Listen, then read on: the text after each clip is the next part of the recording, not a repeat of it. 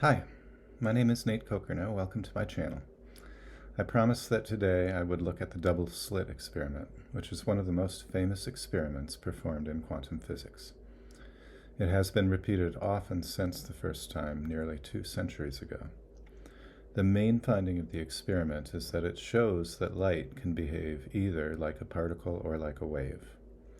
If we think about it in the context of our perception of light, which is akin to saying our perception of reality, it takes on a very different meaning.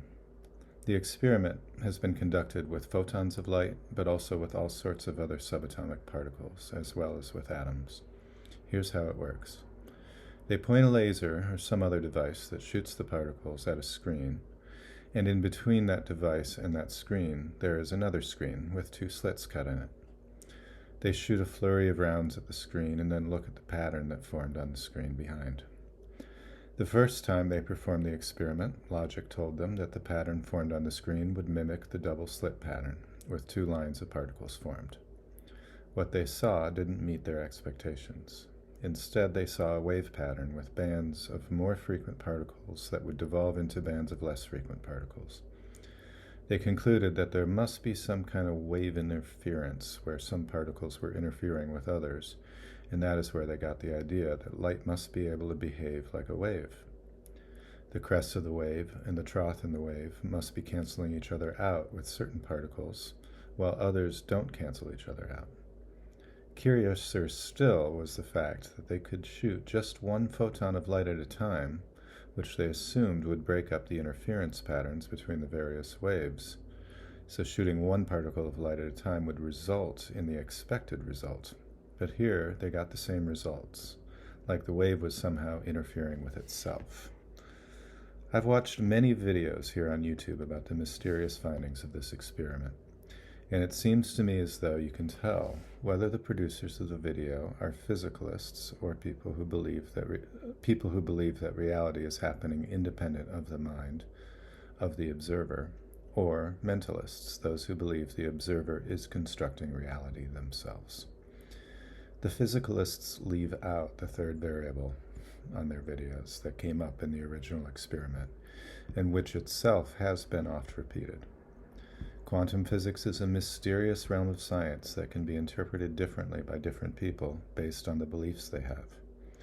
When it's a mentalist who produced the video, they will mention the 2nd detail of the experiment that the physicalists either forgot to mention or somehow didn't see as relevant. Since they were so confused about the results, they pointed a camera at the slits in the first screen to record whether each individual photon went through the top slit or the bottom slit. And here's the kicker. The photons, when watched, behaved more like their original guess. It formed 2 bands on the far screen. This is where the term observer effect came into the realm of science. Perhaps it is because this experiment proves the fallibility of science that some of the scientists don't even want to talk about it. It seems that something about the state of the observer has a direct effect on the results of the experiment. I think it's more likely an effect of their clinging to the assumption that reality is independent of our minds. Again, I assumed that reality was happening independently of my mind for the first 40 years of my life, and I get how useful it is to believe that what I'm looking at is actually there. I discuss this in the videos involving evolutionary game theory, which you can watch after this. And I appreciate the high resolution of my perceptions, so I don't think these people are dumb. They're just believing what their eyes are telling them, and haven't yet heard of the other possibilities that this experiment suggests. These same physicalists interpret all the findings of quantum physics as describing the sometimes quirky behavior of subatomic particles in a reality separate from the observer. The mentalists, on the other hand, accept that the twist as proof that we construct our realities based on our preset beliefs of what reality is and how it hangs together.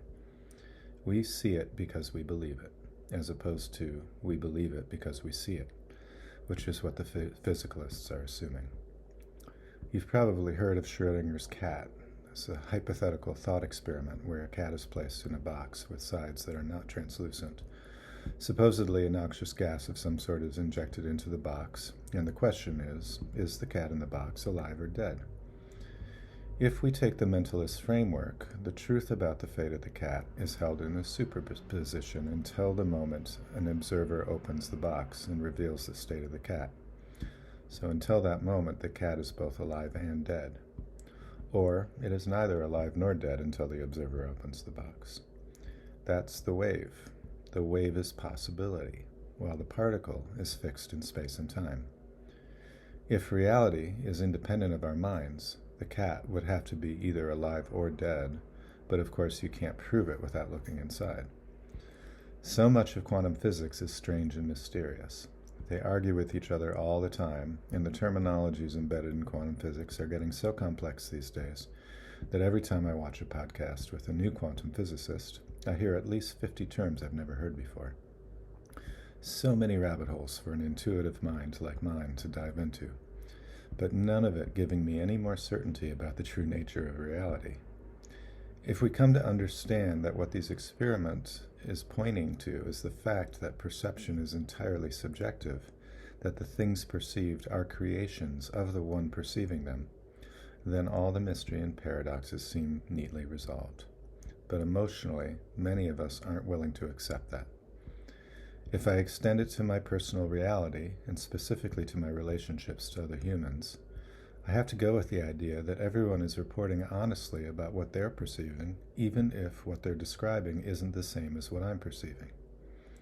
So if you and I disagree, we're both right, and we're both wrong if we insist that the other person is lying or wrong about what they saw. So if most of our arguments about what actually happened, the mentalist view of quantum physics settles the argument as neatly as it can be settled. It is the final resolution of conflict, as I see it. It also explains why scientists like Donald Hoffman are using personal virtual reality headsets as metaphors for how we see reality. There's far more rabbit holes about quantum physics that I want to share with you, but I'll stop here for today. I hope that you will remember to hit the like and subscribe button if you're finding these ideas intriguing or helpful, as you consider all the chaos that has come recently from our different views vying for dominance. And please, leave a comment below. Thank you for watching, and have a wonderful day.